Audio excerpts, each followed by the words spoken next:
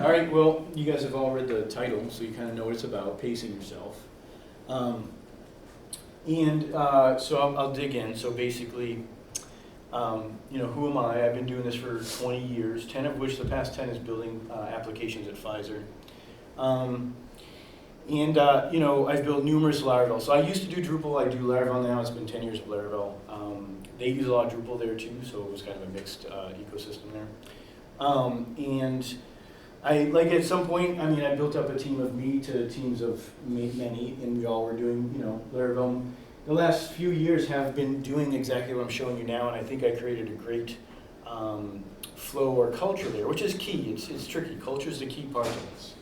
Now, one of the things I'm going to base this on is the 4 key metrics, which is the Accelerate book, and if you guys get time, I'll have links after. You can read up about this, and the 4 key metrics is what I'm going to cover. And the main point here too is what I'm going to offer you now is not just made up by me. This is like developed by the group of really smart people, and I'll go over that in a moment. So, with the system, my team was able to do the elite level performance. And again, that sounds stressful, but it's not. That's the goal here, is not to be stressed, but to be productive and have a healthy, work life. So again, why pace yourself?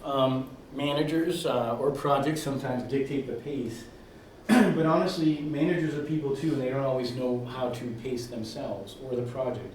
And many times we can just be living in reaction to false expectations. So this is your way of potentially stepping away from the imposter syndrome and getting to a place where you have the confidence and the tools to say, no, we need to do this, or this is a better way to do it. The other thing too is when you learn how to pace yourself, at the end of the day, you can put things away, go work on something more fun, but know that you're done with your work day because, hey, we all have done it. We put in 8 hours a day and then we don't feel like we did enough, right? But this will help you define what enough is, and and it will help with that a lot, especially when sometimes enough is how many lines of code did you write, or how many Jira tickets did you close, or did you finish that feature? And those are false enoughs in my opinion. Again, your family, your health, those things are first in priority. If you don't take care of those, it will impact your work. And as we progress in life and we go from no kids, no family to family, we have to adjust our desire to work 12 hours a day coding because it's fun. So this will help with that concept. And again, these are just going to be habits to help you with your day and your week and your month and your year. And again, the last reminder is this is a marathon, not a sprint. I kind of lived it in a sprint for many years. And just over time, I realized even though I love working and coding, I have to learn how to slow down. So this has helped me a lot. Now, the key concepts here are based on these books. So I'm not just making this up. Now, the first and my favorite one is Accelerate. Dr. Nicole Forsgren, Jez Humble, Gene Kim, they all are pretty well known in the DevOps community. And this is a ton of data, 30 to 50,000 data points, researching developers and teams to say, how are you doing? And what are the things you do to perform at this level? And so they found, correlation, causality, those things. And they try to figure out with this data, what are the things that seem to lead to productivity? And what is the definition of success? And so another book is Continuous Delivery, because when you're managers or directors, see, a lot of times fear drives everything. So the fear of production being down, the fear of a complex deployment breaking everything. Then we make decisions to not deploy except on the weekend, or not deploy until after work, and no one wants to do that. That ruins your life, after work deployments and weekend deployments. So knowledge, or continuous delivery, is a good example of knowledge that helps to eliminate the fear, because you can see that they've done this. They know how to go to production daily. They know how to make sure when you get code to production, it's stable in working. So continuous delivery is the technical know-how of how to do this continuous delivery and integration. The next one is a DevOps handbook. This is a really fun read, managers especially, honestly, but anybody. This shows you all have you read this before? No. This is really good. So Gene Kim's a great writer too, because he just seems like a nice guy. But this shows you companies like Etsy and how they've messed up with ideas and then how they recovered. So you can learn a lot about what not to do, and when you do it, how to recover from it. And then strategies that work and don't work. Some companies silo their operations, their ops from their developers, and they realize silos don't work.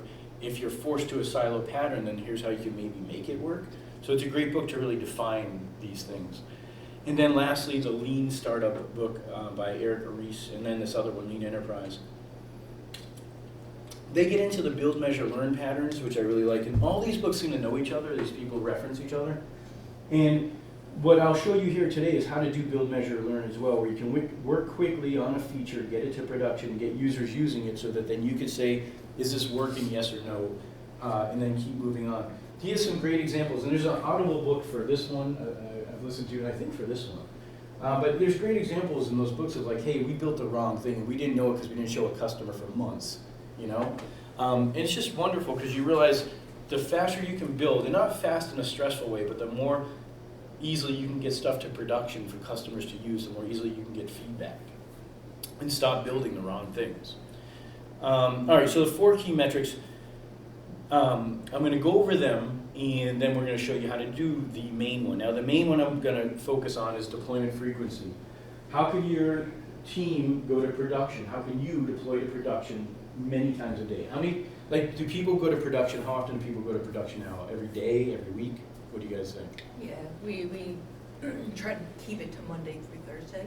Yeah, great. So you can deploy production anytime through Monday through Thursday. And why not Friday, because if something goes wrong? Yeah. That makes sense. Well, how about you, yourself? Tuesday or Thursday is the 2 days we give ourselves. Wow. So you pile up all these things and you push, okay. We're working towards the continuum of the month. This will help. If you bring in the Accelerate book and say, this is the Bible, everybody read it, we're working this way, then when everyone's like, well, this won't work, you're like, but it says in chapter 3, section 4, it will work. Like, there's data here. And how often do you guys go? Well, we're pretty much always ready to go with hot fixes and such, but yeah, we typically do a weekly release on usually Tuesdays. All right. We have engineers in Pune and then some in like all over the world. Yeah. So we try to time it so that way it's not like between a shift or the people who have the most knowledge about what's being released. It's being released during a time when they're able to make appropriate decisions. Yeah, this will challenge all of that because there's no reason for any of that. But honestly, like I've done this at Pfizer for a long time, and we had many applications, internal, external, with hundreds of users. And we deployed to production every hour, like number of people. And Amazon talks about this. You'll see statistics from Amazon. They deploy like thousands of times a day. So with the habits I'm going to show today, you'll be able to do this, but the other ones that are really important, and they kind of back this up in reducing the fear and the anxiety, is you get to this point where you have a lead time for change, where you can get from your code on your computer to production in very little time. We'll say an hour, so less than a day, okay? So we were performing at the elite level, but there's high, there's medium, and low, things to consider. And with lead time for change, keep in mind, you can say, I'm starting this code, I'm going to work on it, tester passing, push it, CI/CD system says it's great, it merges, and it's on production. So that's the goal here. Every hour, you could just be pushing. That is one of the key things I told any new developer. Today, if you're not pushing 4 times to production, then we need to keep working on your habits. Not like you messed up. It's like, how do we get your habits better so that you're doing it? And I'll explain those. And there was a time, one guy's like, oh, I feel stressed. I'm like, then we're doing something wrong, because this isn't stress. This is showing you how to work in small batches so you can push consistently. And the benefit to this you'll see is like, if you're making small changes, you know that those changes are easier to say, yeah, this isn't going to break anything. And when they get to production, if there is an issue, because you'll see in a moment, issues on production are okay. I'll explain that in a moment. That, oh, that little thing broke something in production, not this big mass of things. Like when you deploy a week later, thousands of lines of code, you're like, what the fuck just broke the production? You know, bleep that out. But when you do little bits, you'll start to see it adds up to be easier. Now, all this kind of works together. Now you have time to restore. Oh no, something's wrong in production, someone go fix it without SSHing into production. Oh, we can do that, no problem, less than an hour, okay? So, in the last one, and this is really important because managers do this in owners, and again, no offense. Some will say you should never have a problem in production. And my point is, you should have problems in production. If you don't, then you're doing something that's impossible. And not only that, if you force the concept of zero issues on production, then you're having your developers live in fear. And when they live in fear, there will be no innovation, okay? You know, you gotta give some room to make mistakes. And 0 to 15% of so if you're deploying 100 times a week and you have 5 issues, that's like 5%. You're still in the elite level. So don't harp on the mistakes, learn from them. There's a 5 why pattern. Actually, we had that happen once. We had a mistake on production. 5 whys later, we realized we had a bug in our build system for years that no one noticed, and we found it. And I think we fixed it, if I remember right. But it was just a good example. No one was to blame for it. We just figured out what the problem was. So again, these are the 4 key metrics from the Accelerate book. We're going to focus on the top one. And the book is just great, but it will just talk about how you can use these to kind of see how you're doing. And as a developer, so with any project, there's 3 levels. There's the developer level, there's the managers and product, the managers, the PMs, and then there's the product owners. We'll just say, for example, and the customers. So actually there's 3, but the customers are on top. My point to this philosophy and this stuff can help you figure out the bottom level. Are our developers working at the right speed? Yes, because we're at the elite level. Leave us alone. Don't give us more JIRA stuff to fill in. Don't give us more milestones. Just, we know we're working at the right speed. The question then becomes, are we working on the right things? And that's for the next level to help us understand if we're working on the right thing, okay?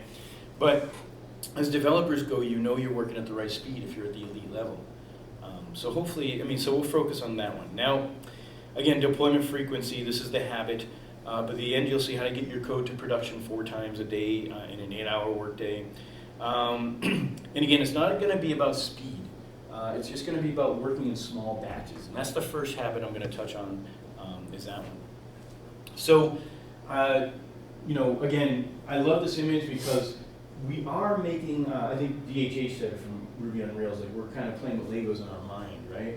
Like we get these big projects and it's like, holy crap, and then we learn how to break them down and put them together. So what seems complex when it's done being built is actually these simple building blocks. And if we have developers learn how to break them down, I'll show an example, then we can build in small batches of blocks. Now, I'll go over that. I'll talk about pull requests or no pull requests. Does everybody here know what a pull request is? You guys use GitHub? Okay, cool. And I'll even talk about not using it. There's a session today, I think, talking about Git flow and tagging releases and everything.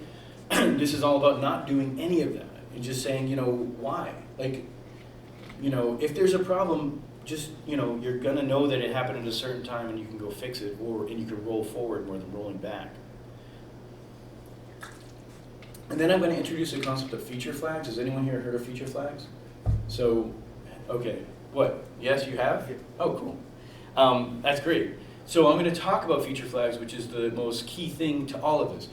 You're going to be able to deploy to production any moment you want, but you can release things when you want because of feature flags, which means, and I'll talk about more, but it means customers won't see anything. QA could see it if you want them to, because of feature flags. And as a coder, as a developer, you're going to learn how to use them and code in a way that you can use them. And that's it. We're going to talk about how to break things into smaller blocks. And I'm going to start with this example. This is a classic example. I'll see if I can skip through for a moment. So this is a feature. There's a user authentication form or registration. And we're going to add a little checkbox here so people have to agree to terms of service.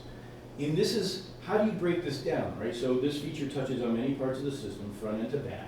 We're going to break this down into 4 pushes to production. And how do we deploy without releasing? Well, you know it's going to be feature flags, but you're going to see it work in action.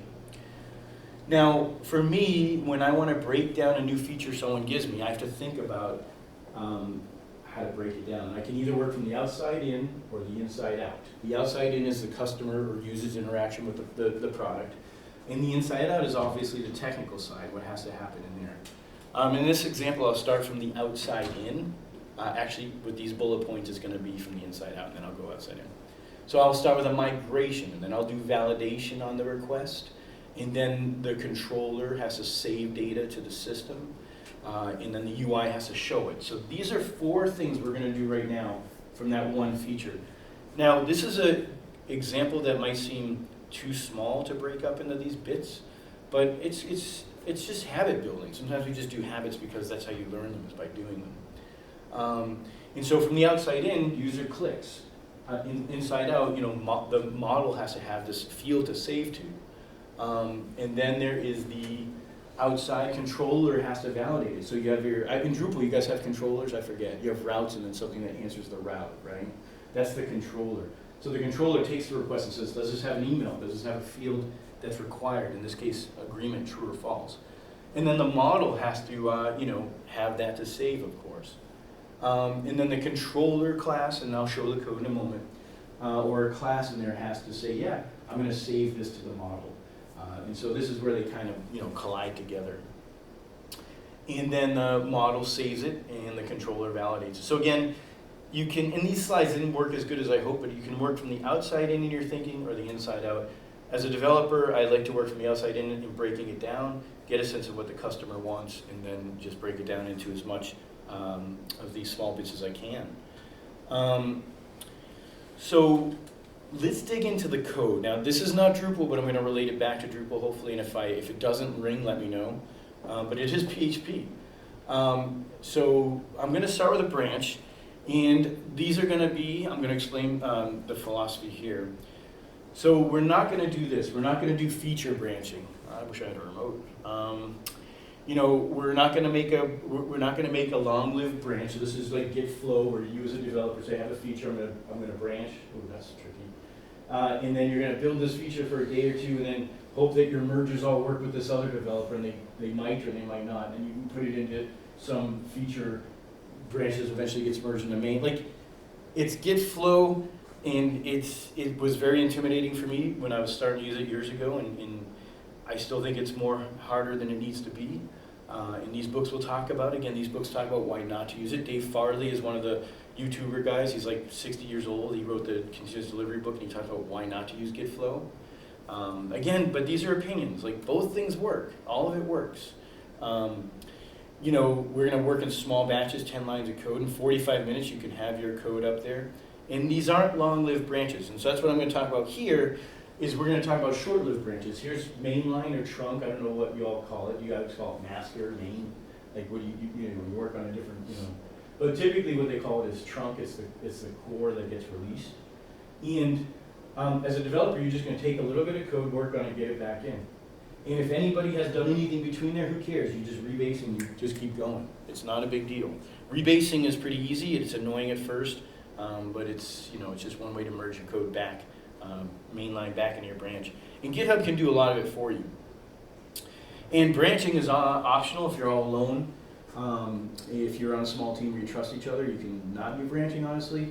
But I'll show you in a moment how the CI/CD system can make this possible. Does everybody here have a good continuous integration system? What do you use, Jenkins or?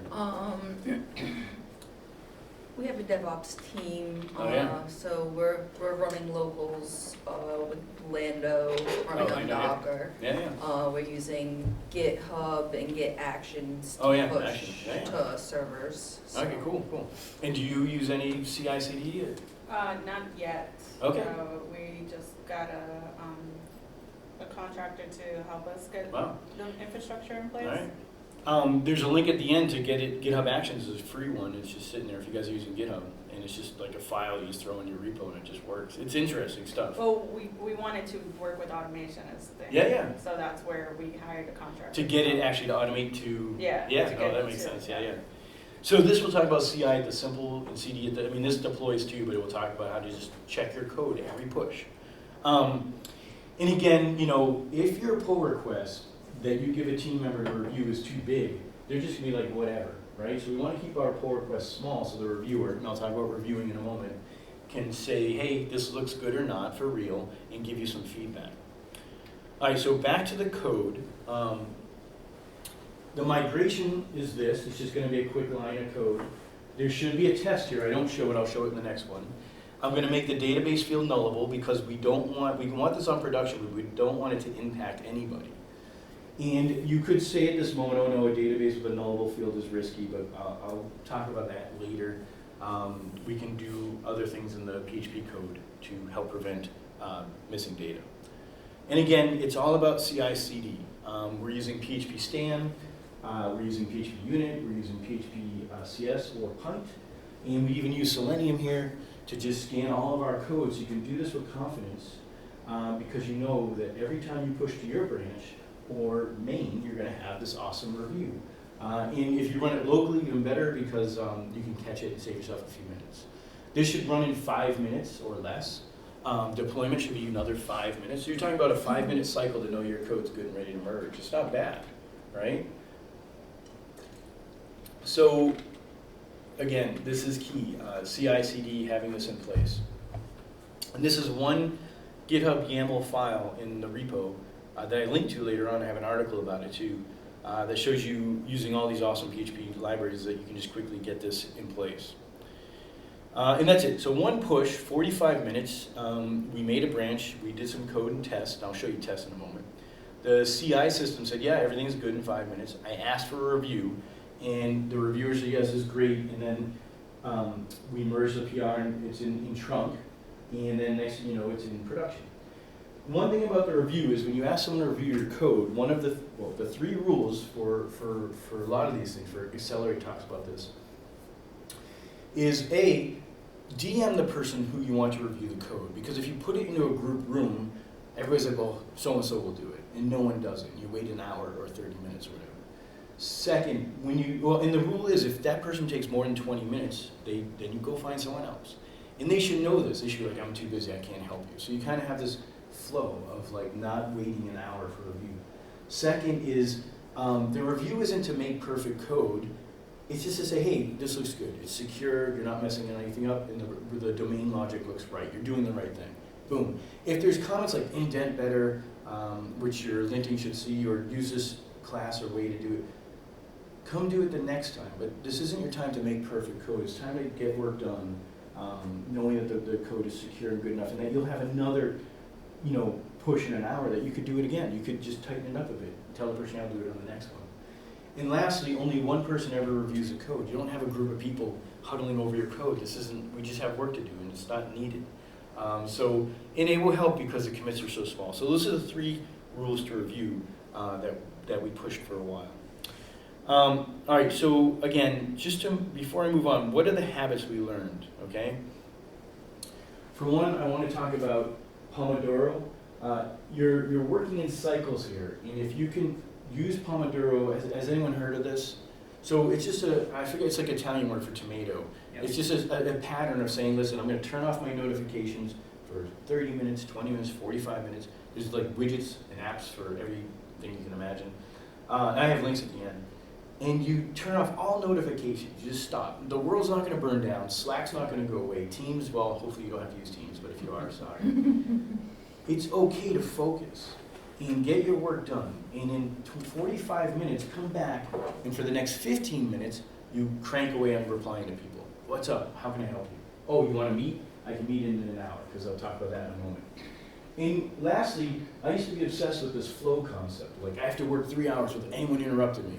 And I would build these big things in code, and they would just all fall apart the moment someone would tap on my shoulder and say, how's your weekend? I'm like, But my problem was I was building in such big pieces that, it was a bad pattern.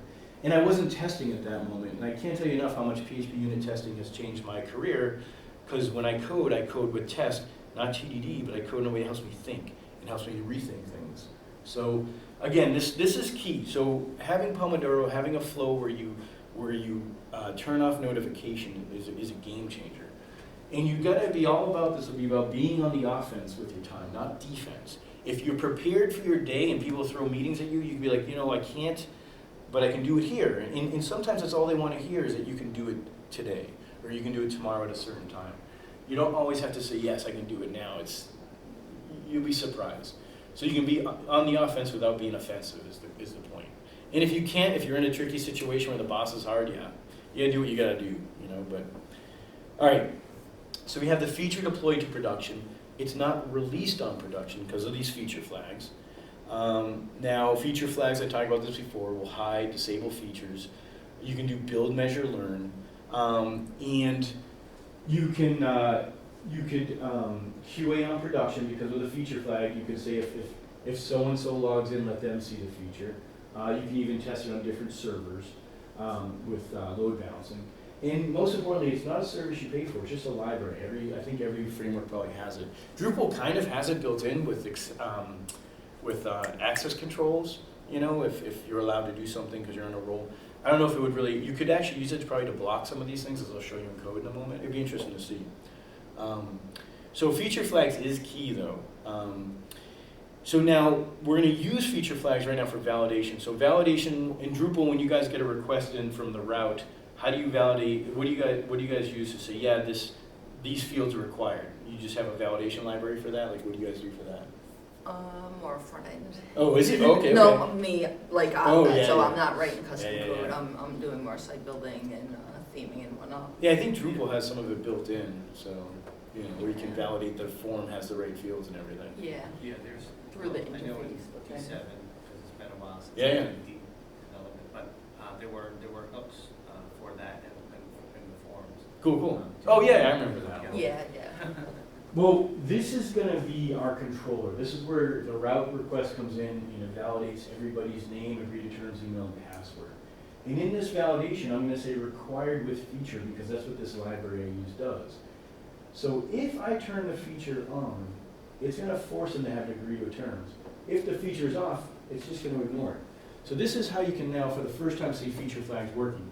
It's allowing code to exist, tested code, QAable code, just to work or not work because it's not ready to be on yet. And I'm going to show you the test where I can say in the test, and I'm going to talk about this because this is you would think this is a static class and you should run away from static classes, but it's not. I'll talk about that in a moment. But I can mock this and say, hey, if someone uses this and they use this method, I'm going to say, yes, this is on. So now my test can hit that route and get rejected or not based on the feature flag. So again, fully tested feature, hidden from production, hidden from release, but it's fully tested, you know it's working, you can turn it on in a heartbeat and see it all work on production or staging for that particular user. So we see validation working, we got it, we're gonna push it, we made our branch, we wrote the code in testing, CI/CD review, another 45 minutes down, for example. We're 2 hours into the day. We've done enough emails in Slack. We've gotten back everybody, and we've got 2 bits of code in on production. So it's quite doable. And those are small bits of code. So I mean, this is not the perfect example. And I do have all the code on GitHub if anyone wants to see it. So the third part to this, we'll get to the UI in a moment, is the model. How do we save to the database? That's what we call it. And when that controller took this data and said, these are valid, I'm going to keep going, it's going to save to the database, but it's going to say, if the feature is on, accessible, then do it, otherwise skip over. So again, and we're using facades, which are wonderful patterns for dependency injection, and in the background, it's going to allow us to fake this out. So it's really well done dependency injection, but it looks like a static method. And then the test for this save to the database, again, we're not doing 100% test coverage. We're testing as we go. We're testing till we're confident. Testing is key to getting this right. If you want your team to do this, they have to have test coverage.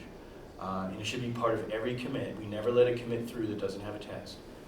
But they don't have to have it 100% covered.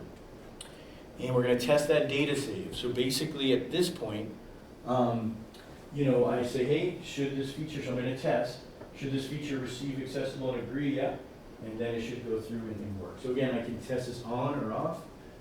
Everything's running and everything's okay. So it's really, that's where you really start to see feature flags working in the back end. Now I'm going to show it in the front end. So that's push 3, same thing. We get all the way to production.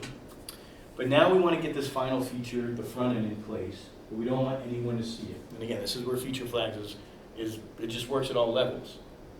So feature flags on any system can inject a state to the front end easily. In this case, I'm using some middleware that says every time a request comes in, it's going to set some state that gets pushed into the HTML. And it just says, yeah, is this feature flag on or off? If either way, just push it in, false or true. And then the Vue.js library says, so I'm using Vue, but this is anything. It's all the same, honestly. It says, hey, yeah, that feature flag is on, so it's true, okay? Really simple, it's in the state. And then when I call to it,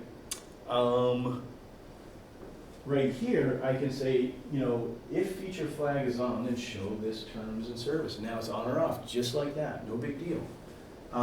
That's just me pulling into the property of the component, but there's other ways to do it too.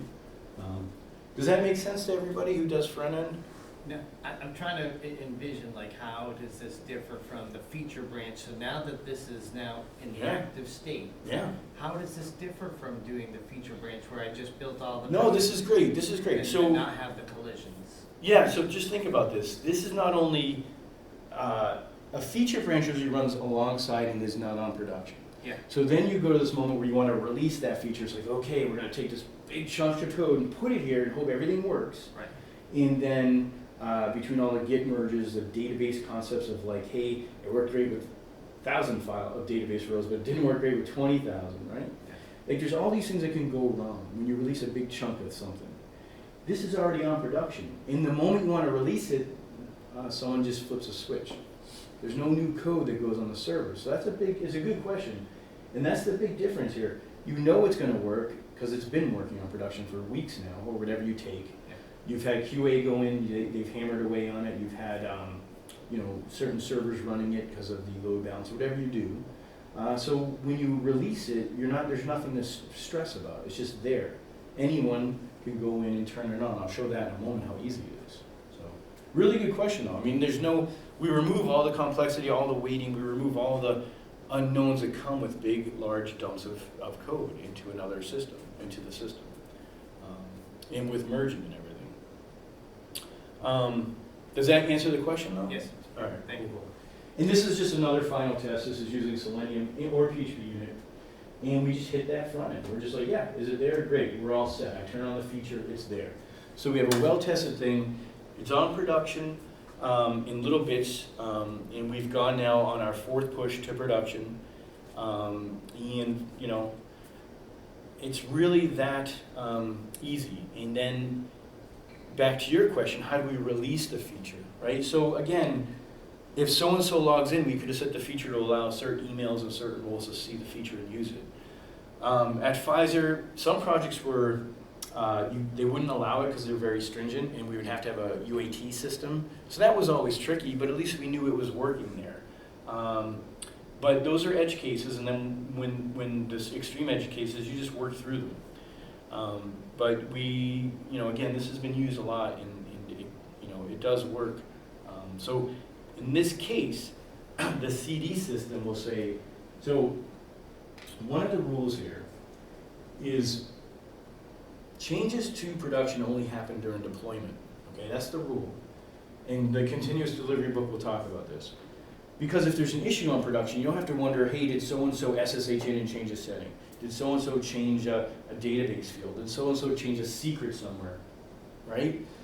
Your changes to production are tracked in one place through deployment. So when there's an issue, you can be like, what happened in this deployment? What happened in this deployment? So you can get a sense of how to roll back or how to roll forward, actually. And in this case, our deployment system, which is Envoyer, but it could be anything, just says, I'm going to turn on these features in the next deployment. And that's it. It runs that command on the servers, turns them on, and the feature's on. And if you have to remove it for some emergency, you remove it. If, depending on the library you use, it will be smart to say, I only let so-and-so in, or I only work on this server, and so forth. So you can do A/B testing. And this is another good example of not even feature releases, but A/B testing. Is this feature worth it? Is it working good? And you can have certain people test it. So that is how we would release the feature. In the CI/CD system, again, as a developer, as a team, this is the first step on any project to do, I think, anything sane. Is just get going as quick and easy as you can. And I know you're trying to automate to production. This is, depending on your situation, this could do that or not, right? But to have CI in place, at least, where you're doing continuous integration. Every time I push, it's checking my code before I merge it into the main branch. That's key. In this case, the CD part of this will then say, hey, this is ready to go. I'm going to merge it into production. So this GitHub action will take the final code that ever goes into main, and oh, it doesn't show you here, but it will go, when it goes into main or trunk, it then merges it and sends it to production. So it's all built in. So that's the point here. Is like with any of this, it's key to have this in place. So the technical stuff is over. I want to show something about how I do scheduling that I think will help. Okay. So people do burn downs, people use Jira or milestones and all that stuff. You know, there's a lot of ways to do this stuff. As a developer, as a freelancer, as a someone running a team, it can be different, but some of these rules apply. You know, plan your day. Give yourself plenty of time to focus. Chunk your meetings into a certain part of the day. Don't let them invade and Swiss cheese your day. This happens a lot. The developers are just coding at night because they're too busy doing meetings. And meetings will, like, what was that Microsoft research they did where a 15-minute meeting or a quick interruption could break up your thinking for another 15 or 20 minutes. So you can lose a lot, even on a quick talk. Learn what's the best part of your day. What time do you get your work done the most? For me, I love the mornings, 5 to like 7. I feel like I can code and get stuff done. Some people, they're night people. Figure out what that time is for you and just like guard it. Don't let anyone take it over with meetings. Use that Pomodoro. Don't do multitasking. And another one too is try bullet journaling. If you want a system to say, what do I have to get done today, tomorrow, this week, use bullet journaling. It's a nice paper pen way to say I'm going to just get this stuff done and you move stuff along. There's no perfect solution, but it helps me. Now with that said, I made a spreadsheet that I use. I use numbers though because I like to use it on my iPad. And with this you can set some goals for yourself if you're doing side work or a freelancer where you're like, how much do I want to make? How many days off do I want a year? And what are the goals I want to set? Because you got to set these, otherwise you'll always live in this endless case of like, this is a billable hour, I need to use it. And that's a very unhealthy way, it's a very American way, honestly, to plan your everything. You need holidays, you need time off, you need to be proactive, you need goals, and they need to be realistic, and then hopefully now the next sheet will show you how to pace yourself for those goals. So what I do here looks insane, but for me it works. This is a second sheet which links into the first one that says, well, what are my goals? And what days do I really have free this month? So I'll do this a month or two in advance. And I'll take holidays, I'll take days off, I'll have goals for hours that day. And then I just know if I'm going to make the revenue I need. And for me, it's stressful if I don't do this because I'm like, oh, is this enough? Do I need to do more? I need to build this hour and this hour and this hour. So this allows me to also not stress out and work too much.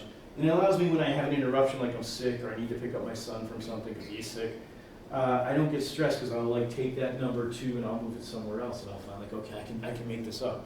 So this strategy helps me to just kind of pace myself in the month, to see I can make these goals, to adjust to all the stuff that happens in life. And again, keep realistic. Don't aim for worst case scenarios.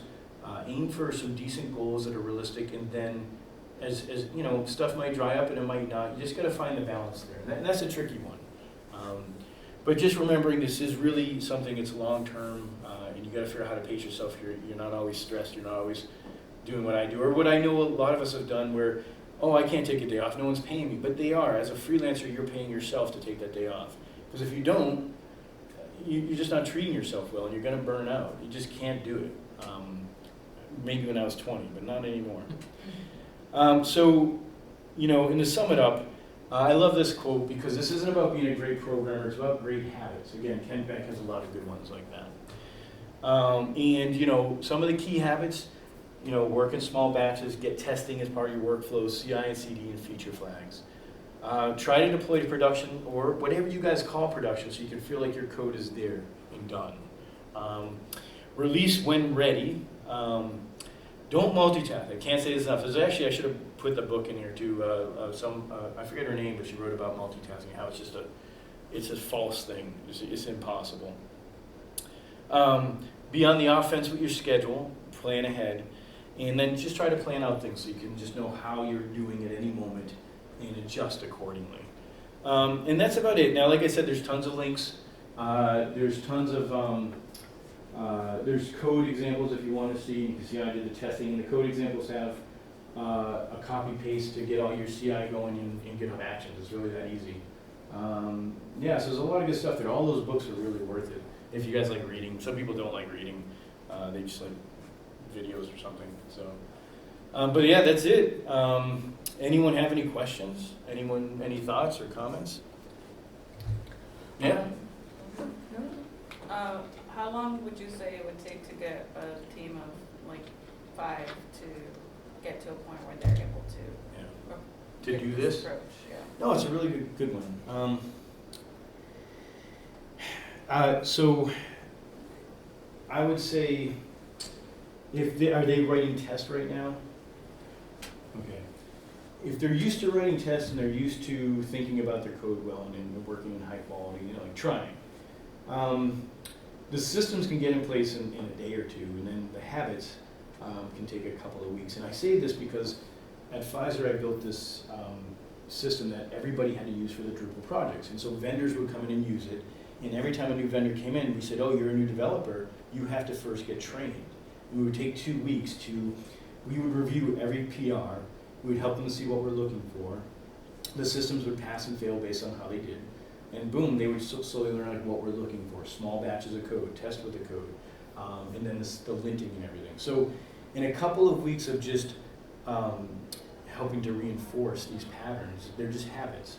Then the team, and they help each other, because once the team's like, yeah, okay, I forgot my test, they go back and do it. And the hardest struggle of all is learning how to work in small batches. Any new developer, that was their biggest struggle, is working in like, how do I release this? It's not done, right? Well, it is done if you broke it down small enough and that migration is done. So learning how to do that. So I would say we were lucky with a couple of weeks of just helping out and PRs and stuff, and then getting CI. Like I said, honestly, CI is easy. Like with Drupal, I don't know it enough, but it's just like there's this great PHP library that works great with GitHub Actions, and you just pop in a few of them, and you have everything you need for an environment to run. You know, so yeah. I mean, if you have, I think my info is here. You can always ping me on LinkedIn. I don't know if I'm going to use Twitter as much anymore, but you know, and I can always help out too. So it's actually my next time I do this, I'm going to focus more on teams because I realize it could be helpful. You know. So you had a question? More common. Yeah. So we do the integration into the main trunk. Yeah. And we use tag releases Yeah. right within GitHub. Yeah. Yeah. And that's what deploys. Mm-hmm. So once you set your tag and Mm-hmm. do the release tag, that's when it will like Yeah. deploy to But the now think about this. That kind of system works, and all this stuff works. Like I had a guy at Pfizer who, me and him would butt heads, but in the end, he was doing awesome. He was releasing stuff when they did. They had their own system, GitFlow. He was very successful, but I'm like, you know, that's when the moment two things have to exist, and we have to just, they can both succeed, right? But think about that workflow, but now you have 5 developers pushing to production every hour, 8 hours a day, we'll say 6, 30 times. You'd have to have a process that's tagging and releasing 30 times a day. Like, why bother, right? Because in the end, every release is tagged, because every release has a GitHub SHA, a Git SHA, that gives it a unique identifier that can never conflict with anything else. So you always have a particular tag, and no one cares if it's V1, 2, you know, V1.1.1. Like, in the end, it's our Chrome browsers do this. Our browsers do this. You don't ever pay attention anymore. They're just, you know, constantly releasing. So in your case, yeah, that makes sense. But now it doesn't scale when you start thinking about everybody going to production, like, you know, every hour. So, but yeah, it makes sense. Yeah, the way our teams are set up, there wouldn't ever be that many people pushing to one project. That's a good point too. Yeah, you could have multiple projects. Yeah, that happens a lot. I mean, and again, all those things work. You know, so. Yeah. Anything else? I just wanted to say thank you. This Yeah. really challenges me to think a little bit differently. Yeah. I'm going to look into obtaining some of those Read books. those books. It's all I can Especially the say. accelerate books. Because in the end, as a team lead that I wanted to build culture where people felt safe and they could innovate. And I would give all the books say, give everybody a day in the month to just do whatever the heck they want. One guy like made this cool like mobile app for our tool, and I'm like, oh, that was fun. He wanted to play with Flutter, and I'm like, that was great, you know. And just so much comes out of that, but it all comes with, you know, culture and trust. You know, that's the key thing. Right. So yeah, awesome. again, the DevOps handbook. The other thing, I would just take the team every Friday and we would watch YouTube videos. Like, let's get on a Zoom or a team and we'd watch these videos and we would see the challenging concepts, like how to do something. Yeah, build it into your Pomodoro. Yeah. plan. Yeah, just work with everybody, yeah. So it's, so it's fun. Excellent. Yeah. All right, well, thanks, everybody. Thank you. Thank you. Yeah.